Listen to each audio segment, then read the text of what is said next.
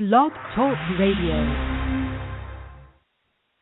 Hello and welcome to 2015 on opening day in the major leagues. I'm Jesse Goldberg-Strassler. I'll be joined by the voices of the Toronto Blue Jays organization of the minor league system.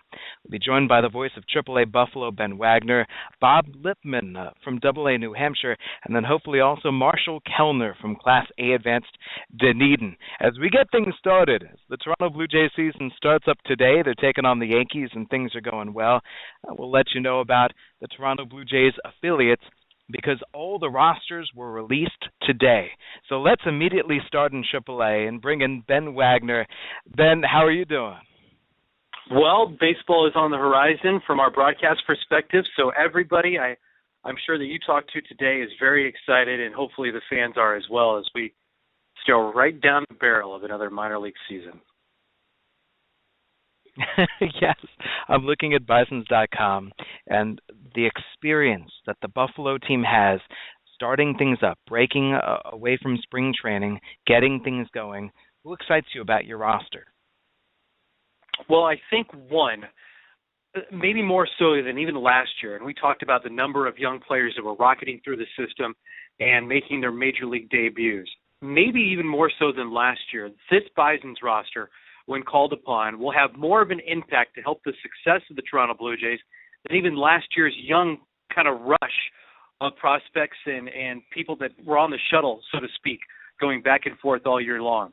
Because if they come to Buffalo, it looks like the Blue Jays have put a number of insurance policies where if they get in a bind, whether it's a position player or somebody in the bullpen or maybe even needing a spot start if there's a doubleheader, or maybe there's a lingering injury and you need to skip somebody in the five-man rotation, you've got valuable pieces and players that have been there before and understand now the nature of the business, so to speak. If they're going to only go up for 1 or 2 days, they know that. They've been there before, and a lot of them have experienced it, one, as individuals, or two, watched other players come and maybe even fill that role for them while they were in the big leagues, like a Randy Wolf.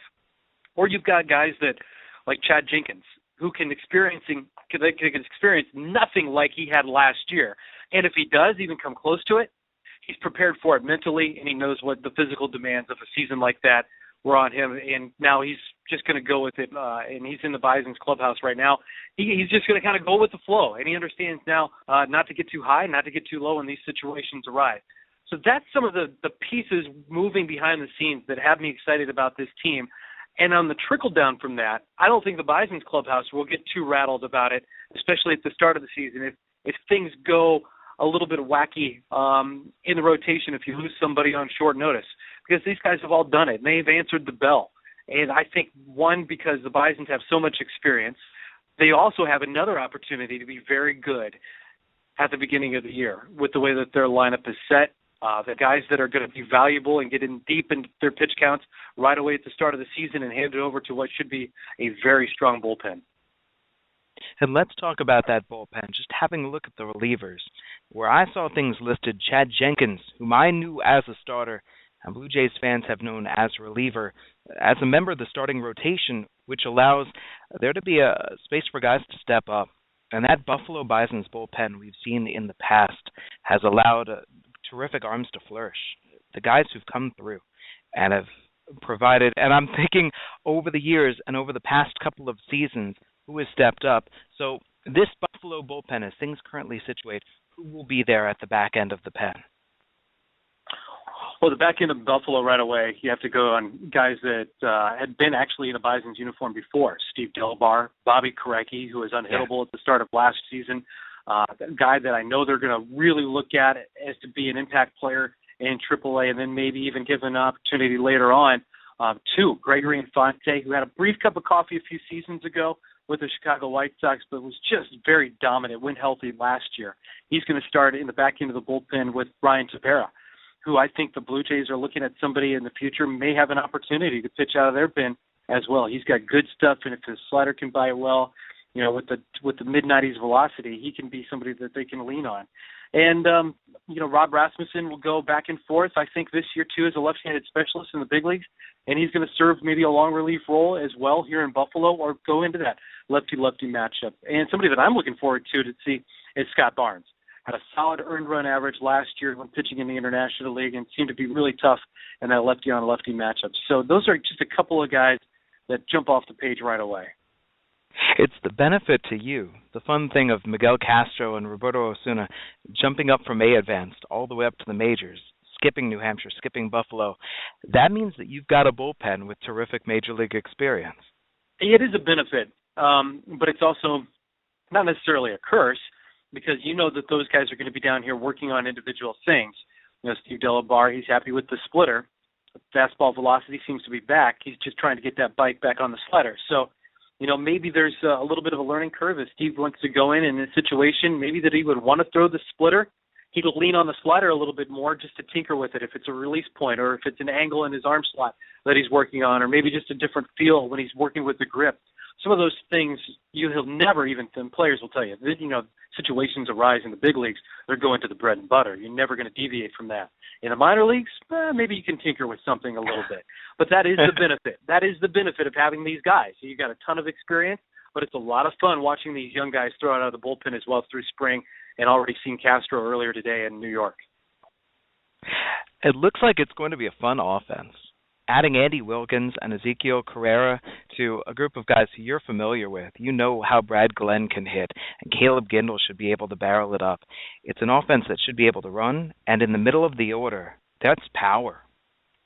A ton of it, too. And where does it let up? Because you've got Chris Colabello, who can build good home runs, and he's done it at the big league level as well. And he should be back and 100% healthy off the wrist injury that kind of curtailed a very successful start to the season with Minnesota last year. And on the heels of Chris Colabello, with Andy Wilkins, who you mentioned already, 30 home runs. And immediately people will go, well, he played in Charlotte, and we all know Charlotte has been kind of built small and balls were flying out at an unbelievable pace.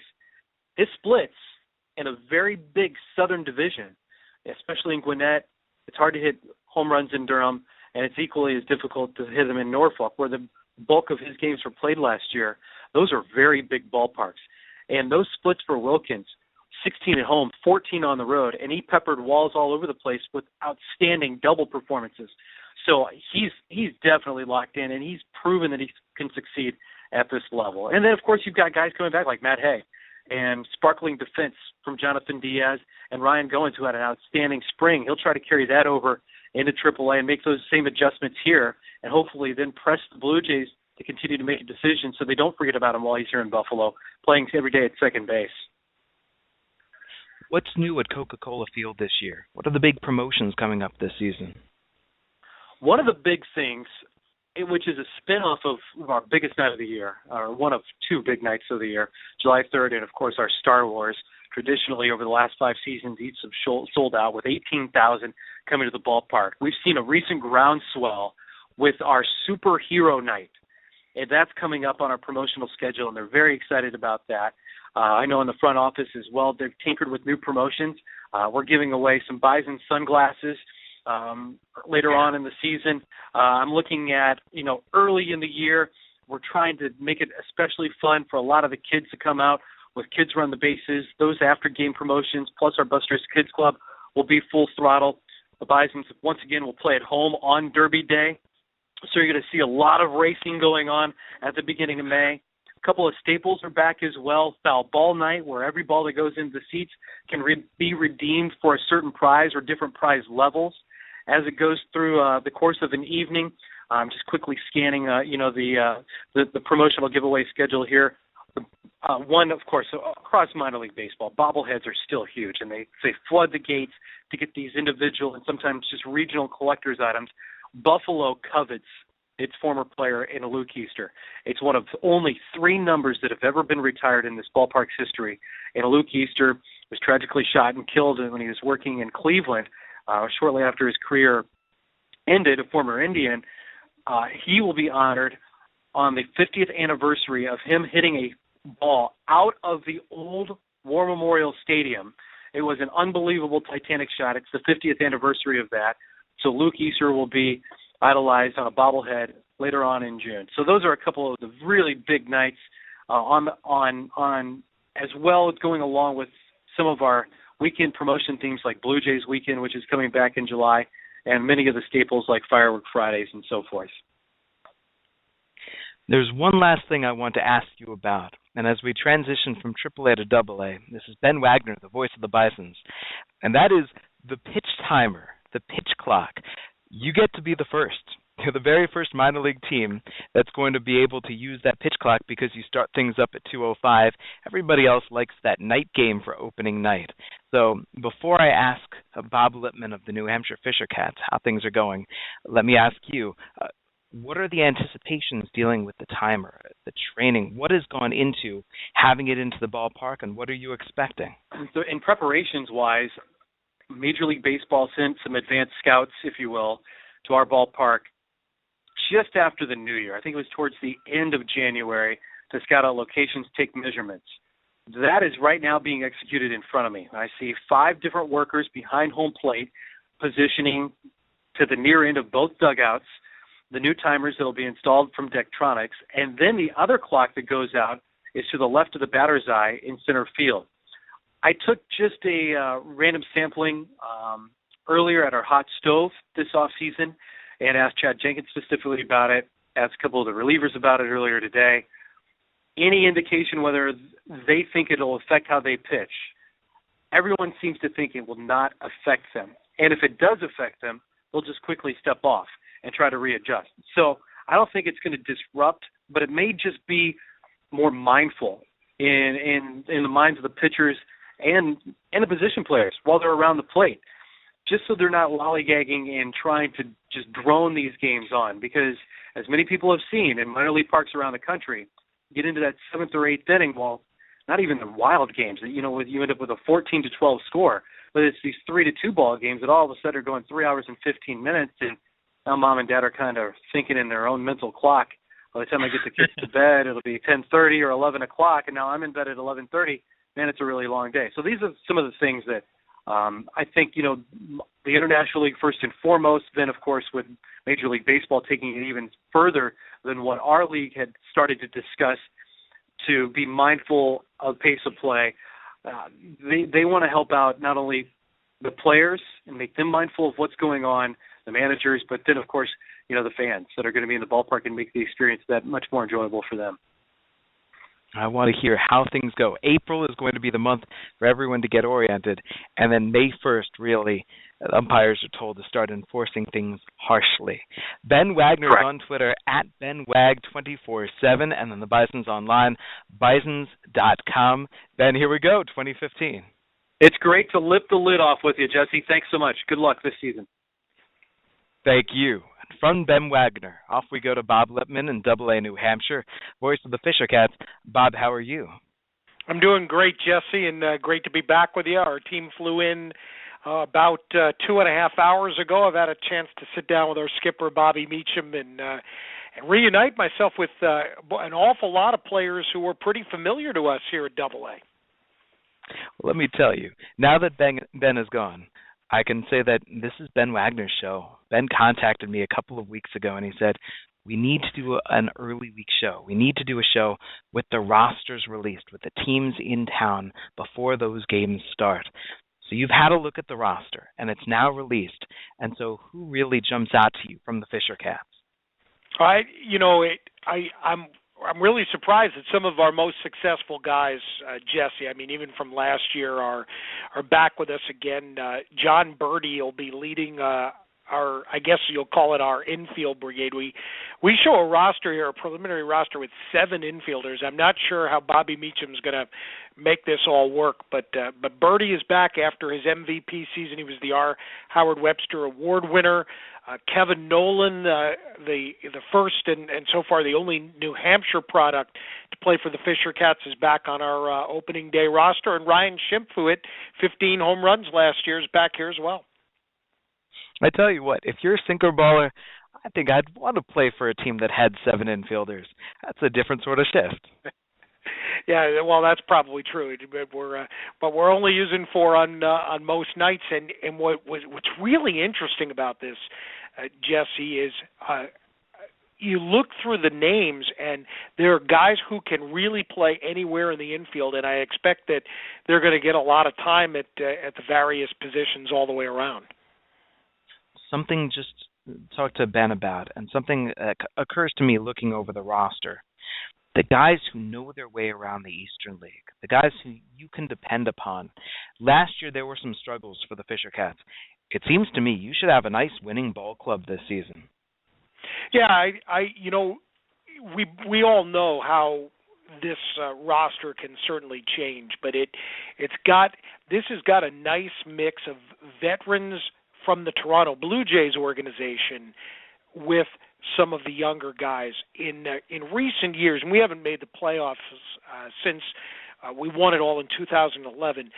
There's been a lot of outside the organization signings, and it took a little while for the team to mesh, and maybe never really all that significant. The one big offensive name here, and it's a guy we saw with Reading last year, Jake Fox, I think could provide some pretty good pop here coming from outside the organization. But for the most part, these are all guys who are familiar with the Blue Jays, familiar with their teammates, and familiar with the league itself, and that should set things up pretty nice. You will have some new faces. You will have those guys whom you have not seen before. I'm thinking of maybe a Dwight Smith Jr. Who are you looking forward to seeing? Who do you think could really surprise this year with New Hampshire? Well, you hit the first name right there. Dalton Pompey had even said that he thinks that Dwight Smith Jr. has got a real shot to be one of the next to kind of skyrocket through this organization. And you look at his numbers, 284 in the Florida State League last year. He's got speed. He's a good outfielder. They like his arm. He's going to be our opening day left fielder, it appears, for the Fisher Cats, for Bobby Meacham. And we'll see how he fares in terms of hitting, but I think he's got a consistent position, and he's going to be given every chance to succeed without having to produce significantly in the lineup. We'll use him, I'm sure, near the top. This is Bob Lipman, the voice of the Double-A New Hampshire Fisher Cats. Bob, off the field, what do fans have to look forward to in New Hampshire this season? Usual fireworks shows. This year, we're moving into the Star Wars realm. The Fisher Cats are for the first time, we're going to have a Star Wars night, Darth Vader jerseys, and that's going to be on June 20th. I expect that's going to be a tremendous success. I know around the office, Jesse, they're also going to link up to the 30th anniversary of Back to the Future in July. And they've got the mock DeLorean is going to be at the ballpark, and I know we'll do something pretty good there. Right about that time in mid-July, too, we're going to welcome in our 4 millionth fan. The Fisher Cats started in 2004, and so that'll be something to play nice. And let's see, bobbleheads this year, two interesting ones. One is the Don Zimmer bobblehead, which that'll go over really well for sure. And the other one, maybe you have to be a little bit from New Hampshire or New England to realize why we would do an Old Man of the Mountain bobblehead. The Old Man of the Mountain was a rock formation that fell apart. It must have been 10 years or so now, and we're going to do a tribute in that regard. It'll be a giveaway there. Has it already been 10 years? Because I remember going for a visit and seeing the Old Man on every New Hampshire license plate, and I went to see it and I was looking forward to it, and when I heard it was no more, man, just natural rock formation.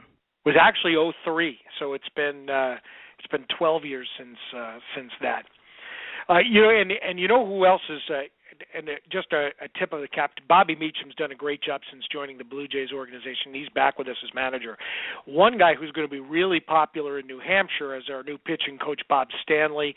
Left the Blue Jays bullpen where he was last year, and he'll get a chance to work with our young pitchers.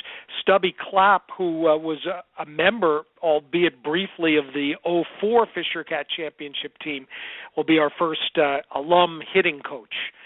And saw him today, and he actually didn't play in our current ballpark. He played in the old Gill Stadium, but he'll be the hitting coach here in New Hampshire. So that's our staff. Well, he's moving up from, I believe, A-Advanced Dunedin last year.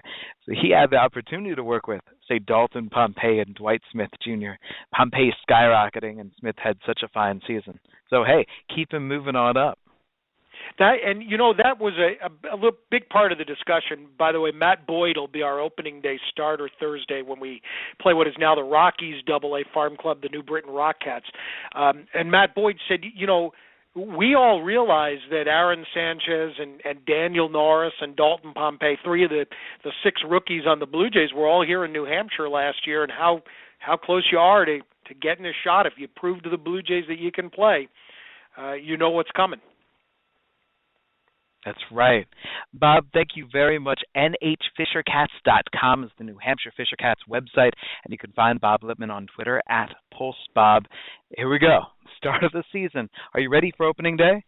I am ready for opening day. Tom Gothier will be back as our lead broadcaster again this year, and we welcome Ben Gelman to the Fisher Cat family, and hope everybody has a chance to come out and visit us or tune in and follow along with these future Blue Jays. Thank you very much, Bob. So from Bob Lipman and Double-A with New Hampshire, we turn our attention to A-Advanced Dunedin, and we join the new voice of the Dunedin Blue Jays, Marshall Kelner. Marshall, how are you? I'm good, Jesse. How are you? Doing well. So we were worried that this Around the Nest was going to interfere with the Toronto Blue Jays watching party going on in Dunedin. And the game is done. It all works out beautifully. Here you are on the air. Your first year with Dunedin. Tell me how you got the position. Well, thanks. I'm really excited about it. I got the position just through traditional methods. I saw Tyler Murray, who's been very helpful to me. The old voice that you're all familiar with. He's in Daytona now. I saw he was leaving and kind of reached out to Dunedin, and it just went from there. So how has your spring training experience been? Because when you work in Dunedin, there's all sorts you have to do even before the season. That's right. I got here about halfway through spring training, and actually my first game here was the Blue Jays were playing the Yankees, and it was A-Rod's first road game. So that was an interesting experience. Just seeing the atmosphere for that, but. It's been good. There's a lot of excitement around here, a lot of optimism. Even after Marcus Stroman went down, I think there's a lot of genuine optimism that these young kids, combined with the veteran players leading the rotation and also in the middle of the lineup, can maybe break this long playoff drought for the Jays. But we'll see. We'll see in September, hopefully October. Well, speak with excitement, with Roberto Osuna, Miguel Castro rising up from Dunedin to the major leagues. You have some excitement of your own. Looking at your roster, players like Jairo Laborde and Alberto Tirado jumping over Lansing. After starting the season briefly with the Lugnuts last year, Laborde, I heard, was so impressive in spring training, especially coming off how he pitched in Vancouver. And now he's going to head up your starting rotation. Yeah, it's certainly exciting. He's the top-ranked prospect, according to Baseball America, that we'll have here at least to start the season, number 13, I believe, and a big, strong left-hander, from what I can tell. You had him last year briefly, Jesse, as you mentioned, but just dominating Vancouver, and evidently that, combined with his strong performance this spring, convinced the Blue Jays that he didn't need to go back to Lansing, and hopefully he doesn't. Hopefully he stays here and moves forward. Another guy to highlight, Mike Wilner was giving him so much love during the preseason broadcasts, and I've heard Mel Didier rave about Roman Fields, and he's going to be in your outfield.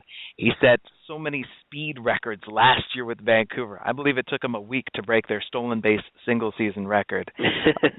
Field, what is the anticipation like?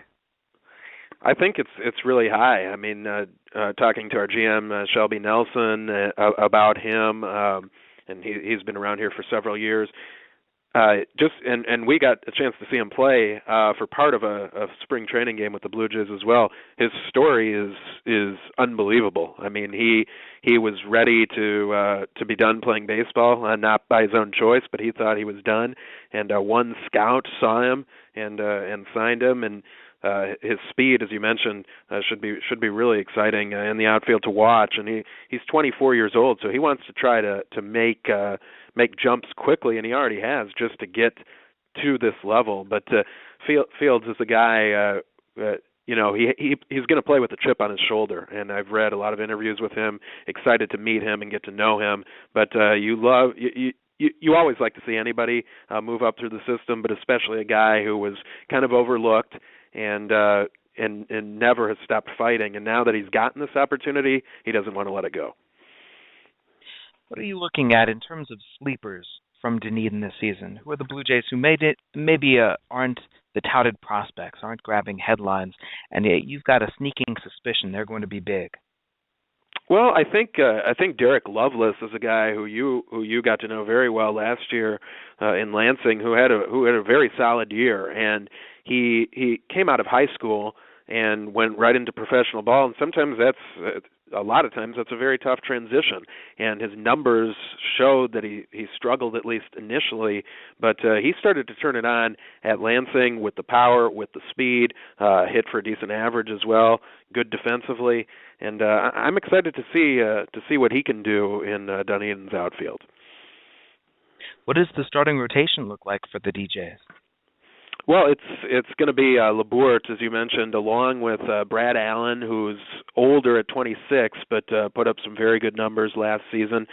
Jason Aquino, a guy who came over from the Colorado Rockies organization in a trade in February for Tyler Ibarra. He's going to be in the rotation, it looks like. And then Matthew Dermody as well, and Jeremy Gabrinsky. I'm not sure if I'm saying that right. I haven't gotten a chance to get his pronunciation yet, but looks like those are going to be the five for now. I'll help you a little bit. Just Gabarisky. And by 2 months in, I'd figured out, I'd memorized how to spell it, how to put all the Y, the S, Z, W, S in the right spots. I don't think I'm going to be writing his full name in my scorebook. I'll be writing the pronunciation in the scorebook. He's Gabby. He's Gabby to everyone. There you go. Off the field, what are the big promotions for Dunedin? We've got Wing Night. We've got something on the second night of the NFL Draft where somebody is going to go home with a big screen TV. There's going to be about 7 people who have remotes, I believe, and one of them will turn on the TV. I understand last year it was the last guy who was able to turn on the TV, and he goes home with the TV. So those are a couple that I'm looking forward to. Sounds good. You can find Marshall Kelner online at Marshall Kelner. There are 2 L's at the end of Marshall. There's only 1 L in the middle of Kelner, right? Easy to remember. That's correct. And Dunedin Blue Jays, as things get started in the Florida State League, it's going to be fun. Marshall, thank you very much for joining the show, and I'll look forward to hearing from you all year long, every week. Thanks a lot, Jesse. Appreciate it. Heck yes. So now, as we conclude the show, as we wrap things up, I'm the voice of the Single-A Lansing Lugnuts in the Midwest League. I'll have David Fine join me as the month goes along. He'll be the number 2. Trey Wilson, last year's number 2, is now the number 2 voice of the Altoona Curve. But with the Lansing Lugnuts, the big news is that Cooley Law School Stadium is in the midst of a massive renovation. It's now a 360-degree concourse surrounding the field. There is increased drainage. There's a $1 million HD video board that is now installed in left. Permanent stadium seating throughout the ballpark, and there's an all-you-can-eat seating section, the Pepsi porch down the left field line. That, in addition to refurbished clubhouses, all the players have new lockers. There's a lot of anticipation. The players have had a chance to come in, get situated, picked up their uniforms today. Chase DeYoung will be the opening day starter for the Lugnuts on Friday night, and then the starting rotation after that, Darlene Suriel and Shane Dawson in a doubleheader on Saturday, Chase Mallard, and then Alonzo Gonzalez and Justin Schaefer will be piggybacking. But for the moment, each of them will get their own spot in the starting rotation. And we're looking forward to seeing Dan Jansen behind the plate. The infield should be strong, the outfield solid, a sleeper prospect in Josh Almonte, joining the big-time prospects, DJ Davis, Rowdy Tellez, Richard Urania. The offense about this Lugnuts team has everybody excited. Everybody is ready to see what this Lugnuts team can do offensively, and we'll see how the pitchers are. But the pitchers are sturdy, solid. Chase DeYoung, Starlene Suriel, Shane Dawson, 3 returnees from last year, leading the way. This is the first Around the Nest of 2015. Get ready for one every single week. For now, though, happy opening day.